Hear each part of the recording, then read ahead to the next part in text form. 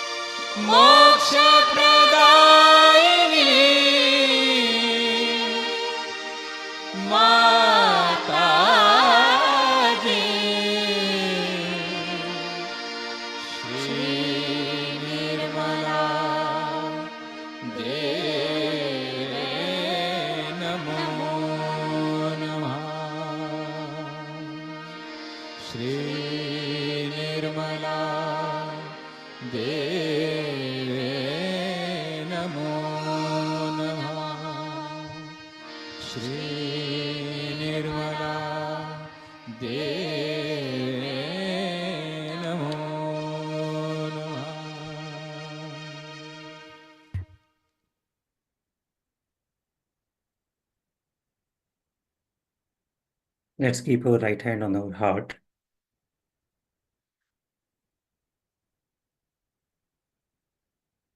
Param Pujya Shri Mataji. It is our pure desire and the only desire to be absolutely one with you,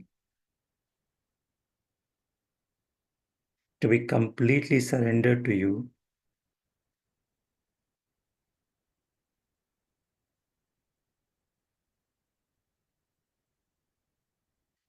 and Shri Mataji.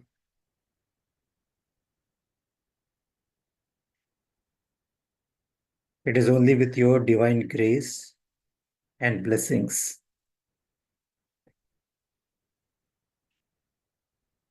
that we are able to be in meditation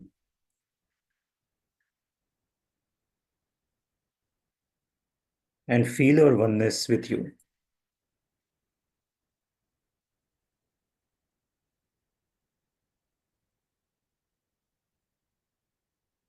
Shri Mataji, please make us worthy of surrendering to you all our ego, superego, all our arrogance, all our ignorance, all the illusions, delusions, all the false identities, attachments.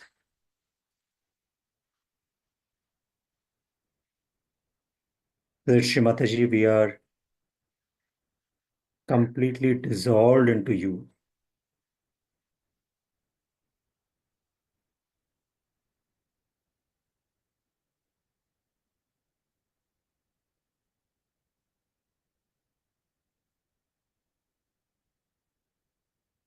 We surrender our pure desire to you, Shrimataji, for it is only you who are the doer.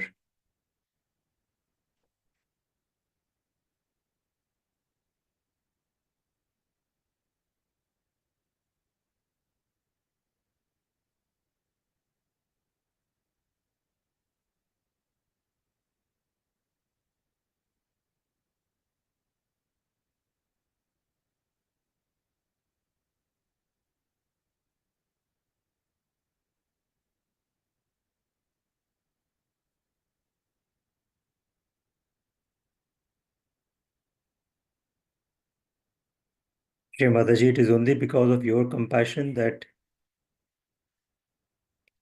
I have recognized myself as the Atma and nothing but the Atma.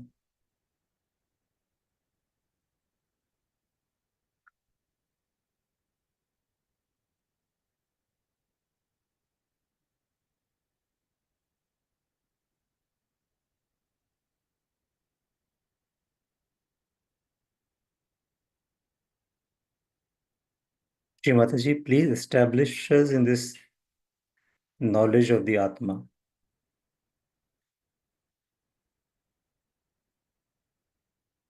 For that is the only true knowledge that we have.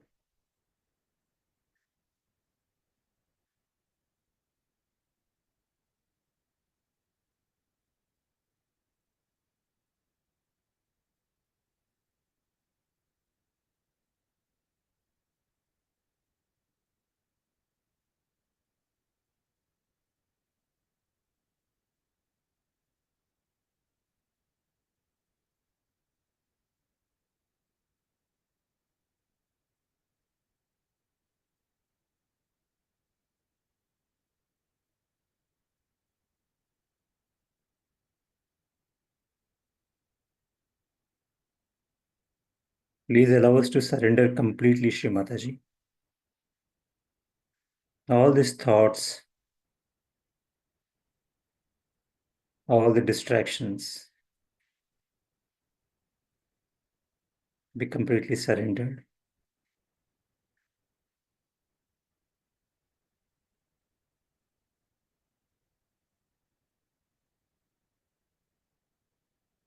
Let this fickle attention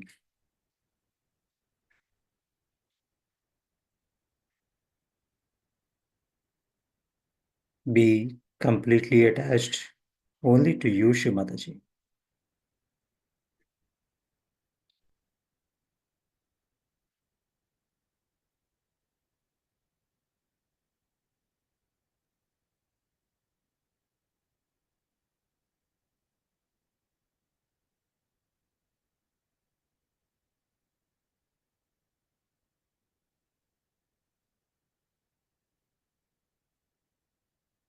Give your right hand towards Shrimataji and left hand on our right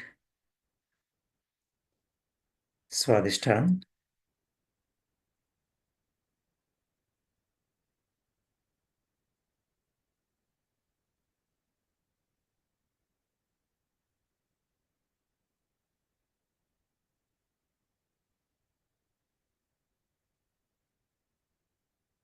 Shrimataji, you are the doer.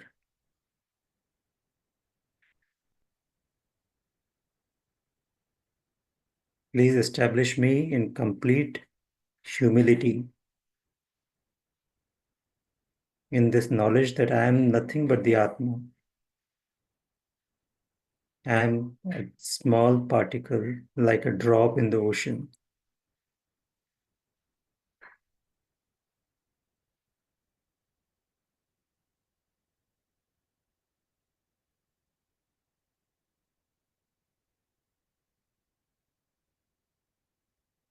Let me be very humbly surrendered to you, Shrimataji. Let my attention be completely at your divine lotus feet.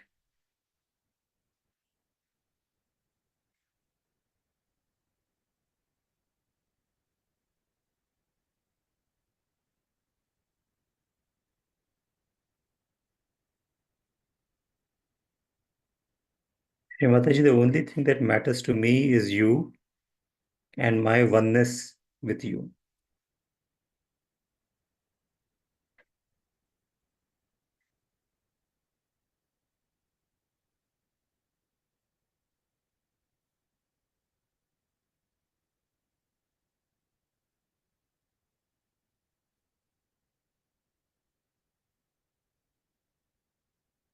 I surrender my right Swadhisthana to you, Shrimataji.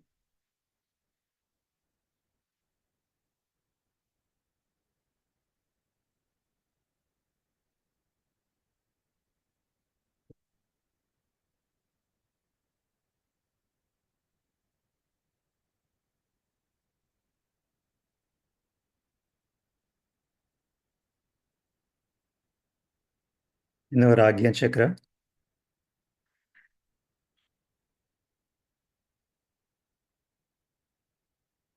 let us try to feel our innocence, our humility,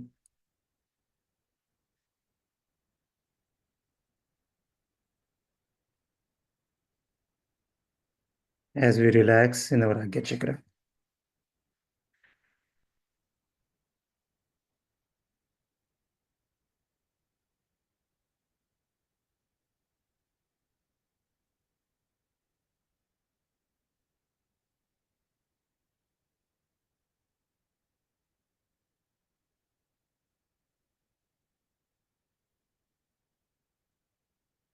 Only Shri Mataji is the doer, and she is the Mahat Ahankara.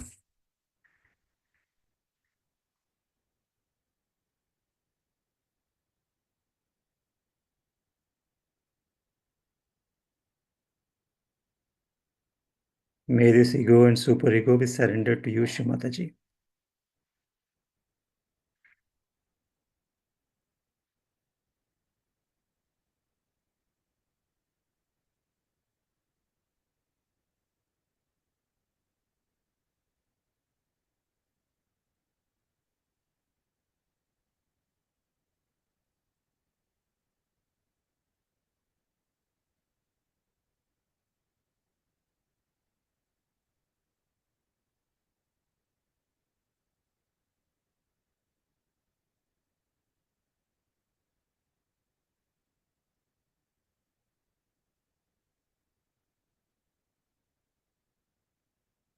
Yes, recite the mantra Shri Ganesha Sakshat in our Agya Chakra. Om Tvameva Sakshat Shri Ganesha Sakshat Shri Adi Shakti Mata Ji Shri Nirmala Devi Namo Namaha.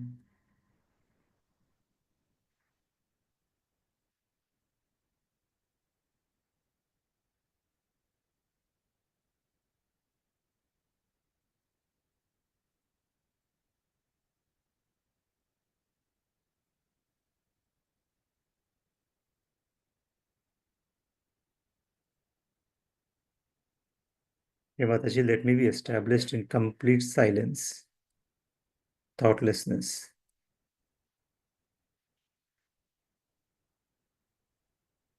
As I surrender myself at your divine lotus feet above the Sahasrara.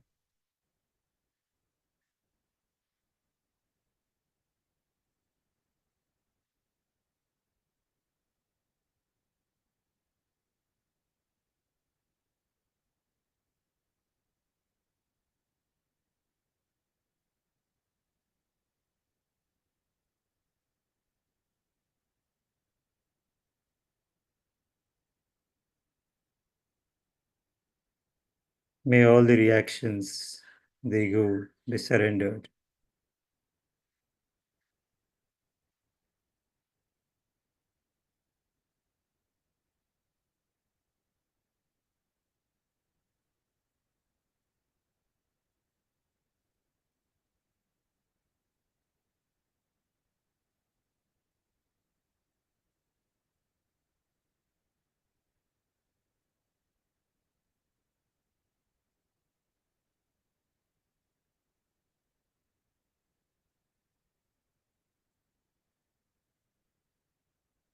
Your attention in our Sahasrara.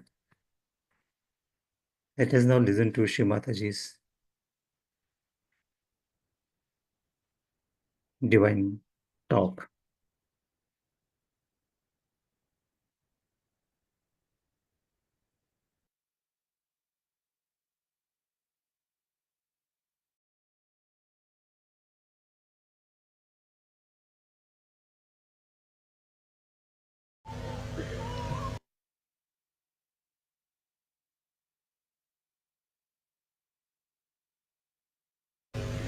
Ego is your greatest enemy, I think. And it is the one that really hinders all the wealth and beauty of your life. So if you could just see this ego, how it works, just you'll be enjoying it. It's a drama it plays. Alright? Let's have it. You can see the drama and then suddenly you will be amazed that you are not in it, you are watching it. When you are detached from your ego, you can see how it tries to entice you. And if you see around today, in these modern times, everybody is quite conscious of their ego, very conscious. And the way they are coming up in the newspapers or the way they are in some magazines, I'm quite amazed.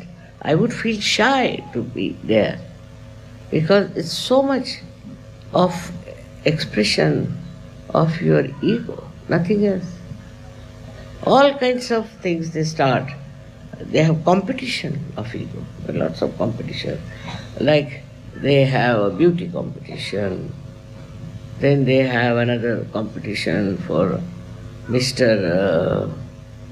You can say India, Mr. this thing, that. All these things actually give the person ego, and others also run after such competitions.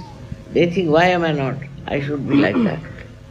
So it's very deadening and absolutely blinds your mind that you think this is the way one has to be very successful.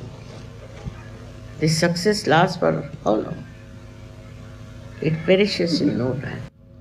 But success in Sahaja Yoga is what will last forever, and everybody will remember it. The one who has this kind of a humble nature will be remembered for generations. I've never seen a statue of a person who has been egoistical. On the contrary, if there was some, they used to criticize. He was a very egoistical man. And nowadays it's impossible. Anybody who has ego, I don't think anybody is going to sing any songs about such a person or going to raise any statues in their name. We should not react. We should not react. If you see something wrong, all right, you meditate on that. You meditate. If you find anything wrong happening, all right, meditate on that. If somebody is unkind to you, at that moment do not react. Afterwards, when that person is quietened, you tell him or tell her. Because at that time when he's so volatile, or she's volatile, if you tell, nothing will happen. Gradually, I don't say always you can win over such people, but gradually you may be able to make them understand that it's wrong. It's wrong to do things which they have been doing. Today I was thinking of telling you about the ego problem because I think everybody feels that that's the biggest problem they all have, and there's a big ego trip one gets into, and they don't know what to do with it. So first part I will tell you how the ego rises and what it does to us. The second, how to understand it, how to tackle the position of ego and put it in its own aspect. As you see in the map here, the yellow stuff that you see on top is the ego. The balloon that is yellow is the ego. You see down below, it starts from the Swadhisthana. This is the color of the bile within us. And this Swadhisthana chakra, which is for our creativity, is directly connected to that ego there. And when it starts rotating round the void and going to the various parts of the void, it collects all the problems of the void. Void is that green circle within us, where physically we have, in the void, we have uterus, we have kidney. It's a complete viscera. All the intestines, ascending, transverse, descending colon. Liver is the upper part of liver more. Then also pancreas and the spleen.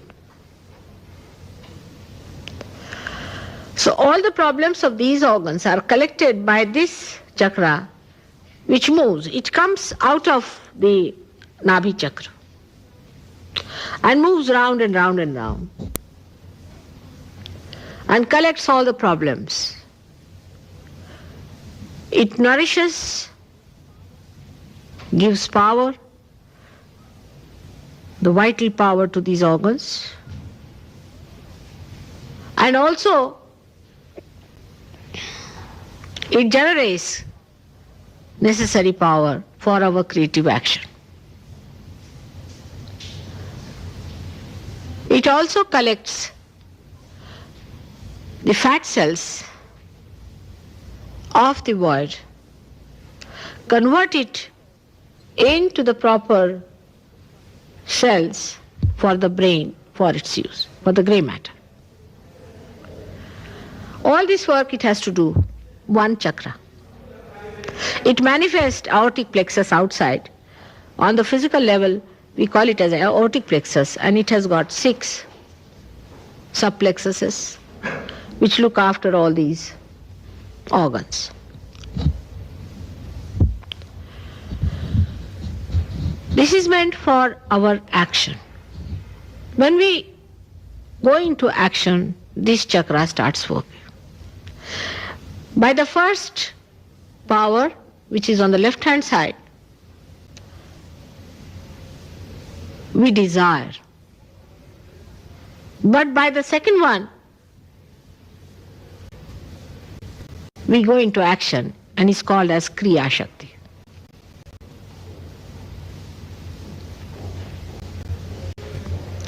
Now when this action starts within us, it produces the byproducts, or we can say all the problems of these organs, which are to be deposited somewhere and they are all deposited in the brain as ego. All the problems that we have out of this creativity and the action of all these organs are to be counterbalanced. And as a counterbalance, the ego develops. For example, now I have to come to meet you all here. I had to get out of the house, I had to change, I had to drive, whatever it is. Then I came, I had to put in effort. I had to plan out how I'm going to talk to you. That I don't do normally, but I'm saying generally people do it. And I put in the effort to come in. Now how am I to justify this, all this effort? What is the satisfaction that one gets out of doing this effort, this kriya, this action? We go on doing some action. And why should we do it? After all, action means, any activity means exertion, moderation, problems. The best is to sit at home and do nothing of the kind. But we do not do that. We take up challenges. We rush up to it. All this we do with our Kriya Shakti, with our right action. Because we do action, we have to have a satisfaction about it. As a reaction to that, ego develops. If we do not have the ego, we would not do anything. It's a fact. But ego is the one that rationalizes all our madness, the rat race we are running into. If we did not have the ego, we would not go into this nonsense. The more we try to rationalize our activities, the more ego develops to satisfy. All right, very good, very good. Now you are a successful man, see? You are a very successful man, you have got this, you have got that. Lots of misunderstandings creep in when we pamper our ego like this. Or I should say that when we are satisfied with our ego. That we really get lost. We get identified with our ego and not with ourselves. So if you do some work very well, supposing you have, say, made a beautiful poetry, or say, not piece of poetry, but say you have made a very good painting. Then you would like people to appreciate. If they do not appreciate you, you think you have done nothing. Though you have done a beautiful poem of a canvas. But still you will be so dissatisfied with yourself. Unless and until people appreciate you, they must garland you, they must say, oh, you are great, you are really unique, you are a genius. You know, many artists who created great art got trapped into this kind of misidentification. When they created some great art, the art could not give them satisfaction. They had to go to ego. And Mr. Ego would not be satisfied unless and until everybody says, yes, yes, you are very good, you have done this, you are a genius, you are this, you are that. That's how the ego develops then within us. But a situation can arise where even when we have done nothing, we want to take the credit. Then we call such a person egoistical, who says, I will do this, I have done this, I, then we call him an egoistical person. Because he gives words to his ego, that's why we call him egoistical. But all of us have got this Mr. Ego there sitting on our heads. When it starts bloating, the more successful you are, the worse it is. The more you indulge into planning and thinking, the worse it is. The balloon goes on, you see, pumped, as if you are pumping a balloon, you see. The more you pump, the more it becomes. And you can never realize that you are not that ego. Then you start feeling very nice about it. Because everybody says, oh, what a great man he is. The whole society develops on those lines. Now, how to overcome this ego? Because people start seeing gradually this.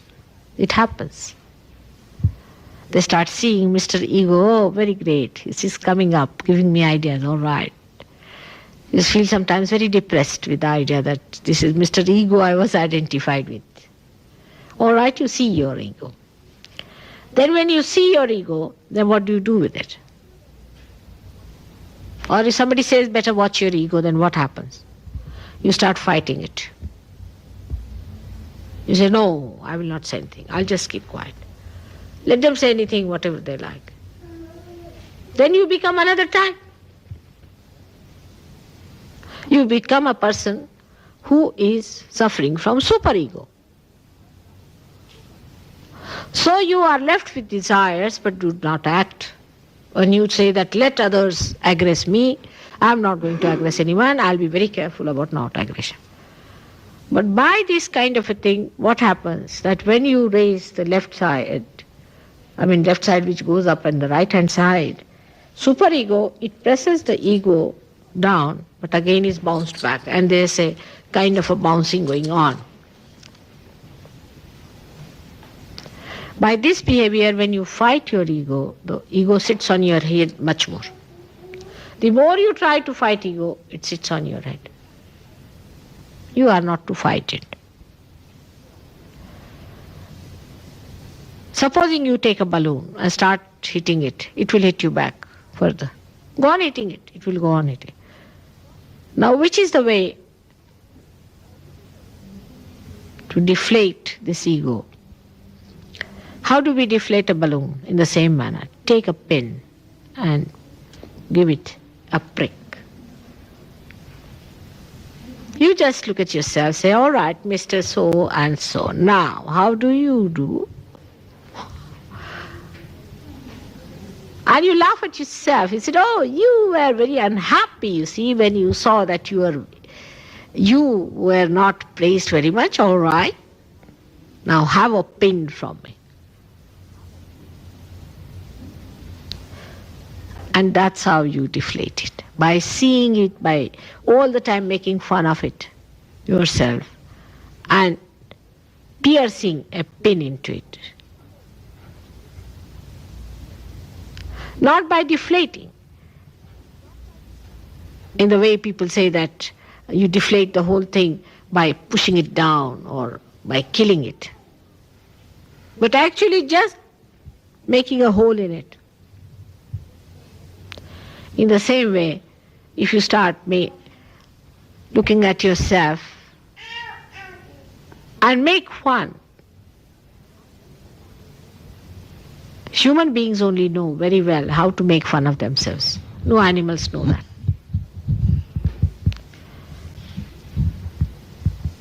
If you learn how to make fun of yourself, your ego will go down. So, we have only one choice left, is to be in the center, to watch your ego and superego. For all the Sahaja Yogis who are realized have to watch themselves, not others. You should not expect anything of others, just expect something of yourself for a change. With ego you do that, expect something of the others. In superego you do for others, but in self-realization you emit yourself as joy, love and beauty. So if there is any reaction or if the Kundalini doesn't rise, there's nothing to feel bad or argue about it. By argument, if I could do, I would take you to courts and argue their things. But by argument, I cannot do it. You see, it has to happen in you. I'm anxious that it should happen. In the same way, you should be also anxious that it should happen to you. There cannot be argument about it, you see. It's a happening. How can you argue about the sprouting of a seed? If it does not, you cannot argue with it. You see, it has to sprout. It's as simple as that. If it is not sprouting, there's something wrong. All right? So both the things, our ego and conditionings, are all the time acting outside. This reaction, which is built in within us, is just like bubbles in the ocean. And these bubbles keep us away from reality. These bubbles are of thoughts, and they just blast you all the time in your head, and you don't know why they are. When you depend on this artificial mind of yours, then you have no discretion as to understand what is good and what is bad. This mind is the one where all kinds of evil things start. All kinds of quarrels, fights, and possessiveness. Lastly, the war also comes there.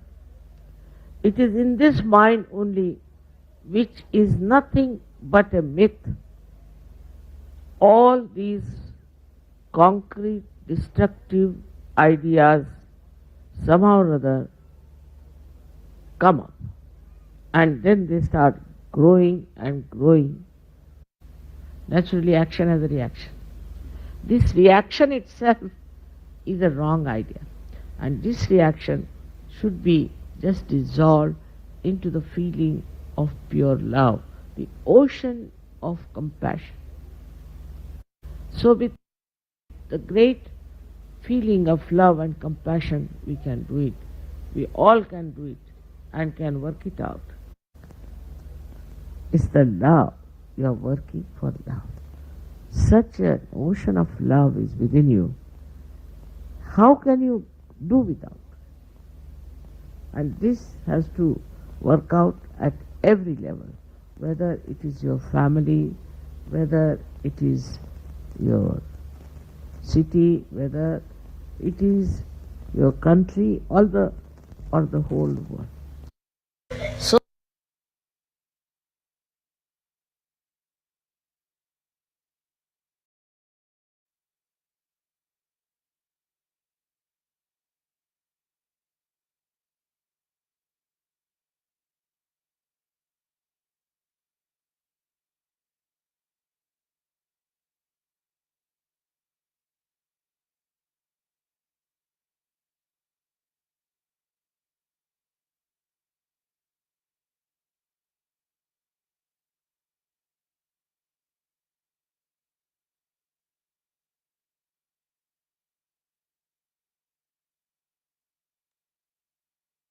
Just continue to remain in meditation.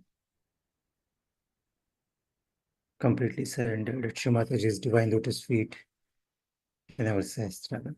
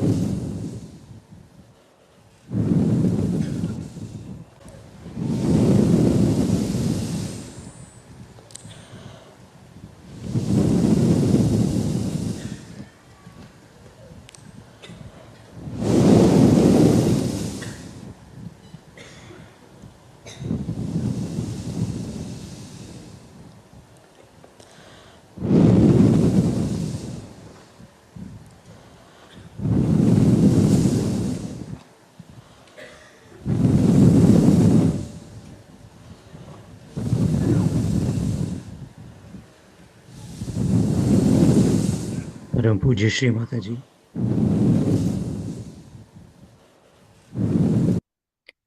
Be your innocent, humble little children of the global Sahaj family.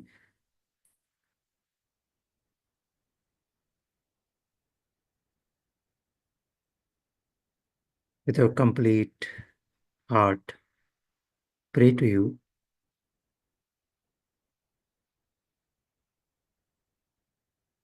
to keep us in your kind and divine attention,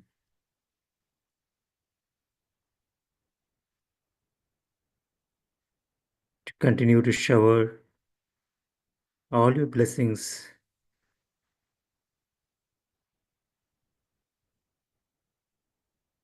and help us to feel you in our hearts, in our Sahasrara,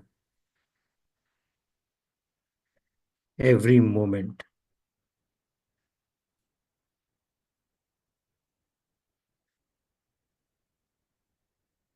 Shri Mataji, we request you to please also keep in your kind attention all the innocent people of the world who are suffering due to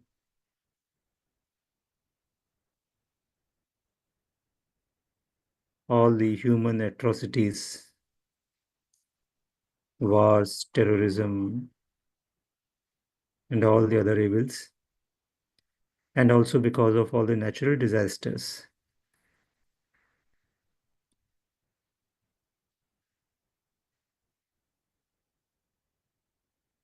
Shri Mataji, we pray for your protection and for every seeker in this world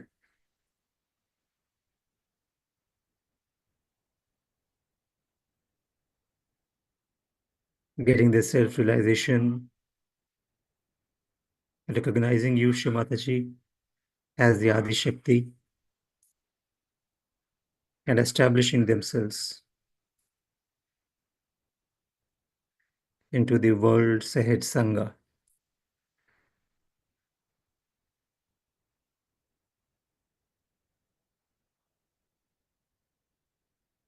We surrender all our prayers to you, Shri Mataji, for it is only you who are the doer.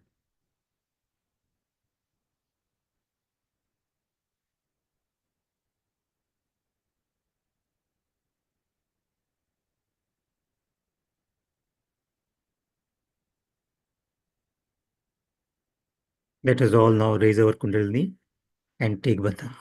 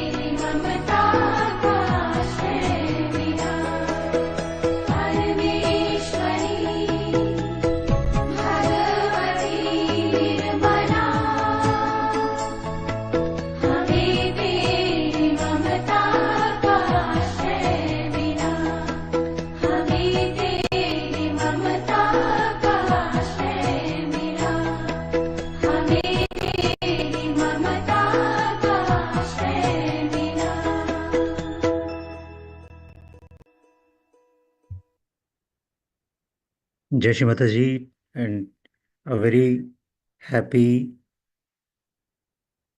and blissful, joyful day ahead for all the Sahajogis surrendering to Shri Mataji. This prayer.